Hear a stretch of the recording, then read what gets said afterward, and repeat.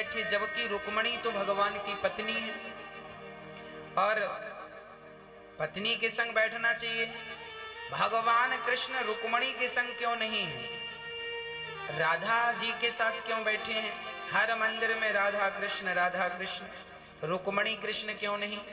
जबकि रुक्मणी तो महारानी है। तो आपकी जानकारी के लिए मैं आपको बता दूं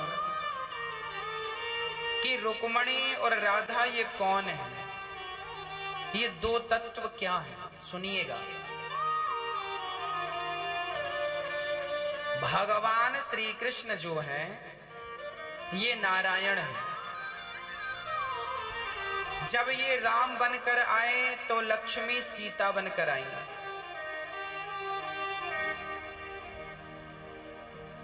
और जब ये कृष्ण बनकर आए तो लक्ष्मी रुक्मणी बनकर आई। फिर ये राधा कौन है?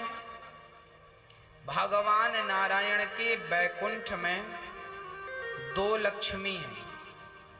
एक लक्ष्मी का नाम है लक्ष्मी और दूसरी लक्ष्मी का नाम है महालक्ष्मी। लक्ष्मी जो है ये भगवान नारायण से दूर भी हो जाती हैं कई बार।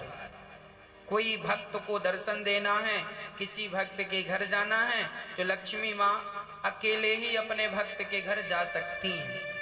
अर्थात भगवान नारायण को ये थोड़ी देर के लिए छोड़ सकती हैं। पर जो महालक्ष्मी होती हैं वो इस धरती पे अपने नारायण को छोड़कर कभी नहीं आती। जब भगवान ने कहा कि महालक्ष्मी इस बार तुम भी चलो, जब मैं कृष्ण बनकर जा रहा हूं तो एक बार तुम भी चलो, तो लक्ष्मी जी तो रुक्मणी बनकर आ गई और जो महालक्ष्मी थी वो श्री राधा के रूप में अवतार लेती हैं।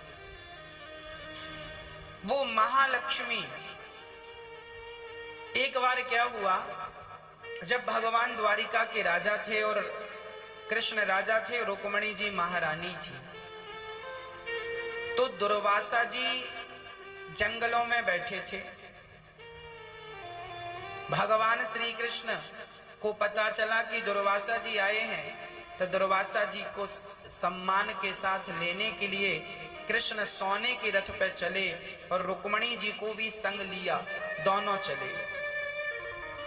जब द्वारिकाधीश जंगल पहुंचे, दुर्वासा जी को प्रणाम किया, जय हो प्रभु, आप चलो द्वारिका, हम आपकी कुछ सेवा करना चाहते हैं। तो दुर्वासा जी सोने के रथ पर बैठ गए। जिस रथ पर भगवान कृष्ण और रुक्मणी गए उसी सिंहासन पर दुर्वासा जी बैठे। दुर्वासा जी बोले, सुनो कृष्ण, मैं आपकी द्वारिका चलूंगा, पर एक ही शर्त है, इस रथ में जो घोड़े जुते हुए हैं, लगे हुए हैं, इन घोड़ों को आप खोल दीजिए। तो रुक्मणी जी ने कहा, गुरु जी घोड़े खोल देंगे तो फिर ये रथ चलेगा कैसे? बोले, आप दोनों घोड़ा बन जाओ। अब रुक्मणी जी को पसीना छूटने लगा, हे भगवान, ये रथ हम चलाएंगे? भगवान तो भगवान है, खोल दिया घोड़ों को और भगवान स्वयं रथ में जुट गए। एक तरफ रुक्मणी जी और एक तरफ श्री कृष्ण, और रथ को खींचने लगे। अब रुक्मणी जी बड़ी सुकुमार, 4 कदम चले तो पसीने से डूब गई, छाले पड़ गए। अब रुक्मणी जी बोली, प्रभु ये कैसी कठिन परीक्षा ले रहे हैं गुरु जी। गुरु जी से कहा रुक्मणी जी ने, गुरु जी रथ खींच लिया, अब घोड़े लगाएं?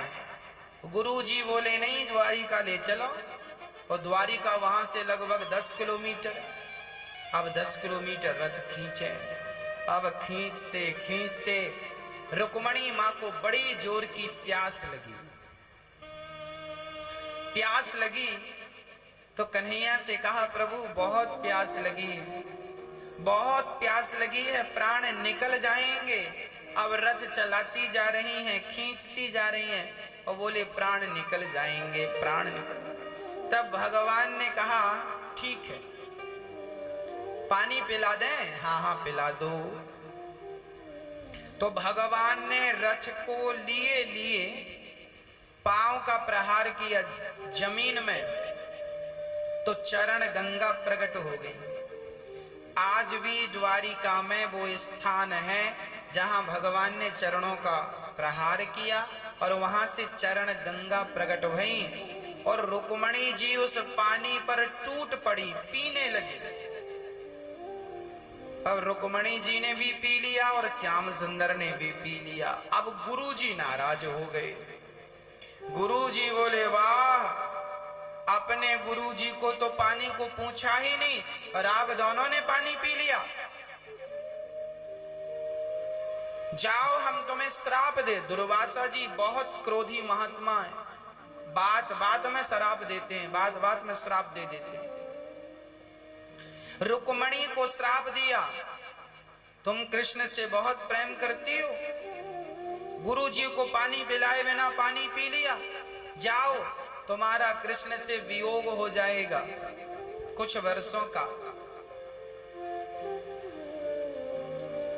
आज भी वो स्थान है, रुक्मणी जी कृष्ण से अलग रही हैं कुछ वर्ष, वहां पर ही रही हैं श्राप के कारण, लगभग 1 वर्ष। और भगवान श्री कृष्ण को श्राप दिया, अरे कृष्ण, आपने गुरु जी को पानी पिलाए बिना पानी पी लिया, जाओ, हम आपको श्राप देते हैं कि आपकी द्वारिका में पानी नहीं होगा। आपने हमें पानी नहीं पिलाया, जाओ, आपकी द्वारिका में पानी ही नहीं होगा। आज भी द्वारिका में पीने के लायक पानी नहीं है। आज भी द्वारिका में कोई खुदाई करे तो बहुत खारा पानी निकलता है, पीने के योग्य नहीं है। आज भी द्वारिका में पानी बाहर से आता है। अर्थात रुक्मणी जी, दुर्वासा जी गए, पूजा हुई, और जब कलयुग आया और जब मंदिर बनाए गए कृष्ण के, तो कोई बोला कि रुक्मणी जी को रखो कृष्ण के बाजू में, कोई बोला कृष्ण के संग राधा जी को रखो। अब ये निर्णय नहीं हो पा रहा था कि मंदिरों में रुक्मणी जी के संग कृष्ण के संग रुक्मणी रखें कि राधा जी को बिठाएं। तब दुर्वासा जी ने निर्णय किया, सुनो, मैंने दोनों को देखा है, मैंने रुक्मणी के स्वभाव को भी देखा है और मैंने राधा के स्वभाव को भी देखा है।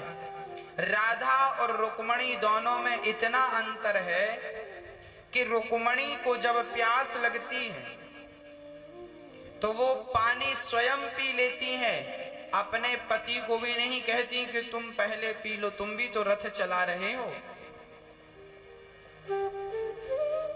गोपियां, अब रुक्मणी थोड़ी देर के लिए कृष्ण को भूल गई, प्यास लगी तो पानी पीने में उतनी देर के लिए वो कृष्ण को भूल गई। पर धन्य है राधा कि 100 वर्ष तक कृष्ण के प्रेम में बिना पानी पिए, बिना भोजन करे, बस कृष्ण नाम का प्याला पीती पीती जिंदा रही। रुक्मणी और कृष्ण में, रुक्मणी और राधा में हम निर्णय देते हैं कि मंदिरों में राधा और कृष्ण को बिठाओ, क्योंकि राधा प्रेम का स्वरूप है और आने वाले कलयुग में लोग ये जानेंगे कि भगवान को प्राप्त करना है तो प्रेम राधा जैसा होना चाहिए। निश्चल निष्कपट उस प्रेम में त्याग था। रुक्मणी ने तो पानी का भी त्याग नहीं किया और राधा ने सारा जीवन 100 वर्षों का वियोग था कृष्ण से राधा का, पर उन 100 वर्षों में राधा केवल कृष्ण, सुबह से शाम सोते जागते केवल कृष्ण कृष्ण कृष्ण। वो भक्ति की ऐसी शक्ति कि पानी और भोजन के बिना केवल कृष्ण नाम के भरोसे राधा रानी 100 वर्षों तक रह गईं। और पानी के बिना रुक्मणी जी 10 किलोमीटर भी ना चल सकी।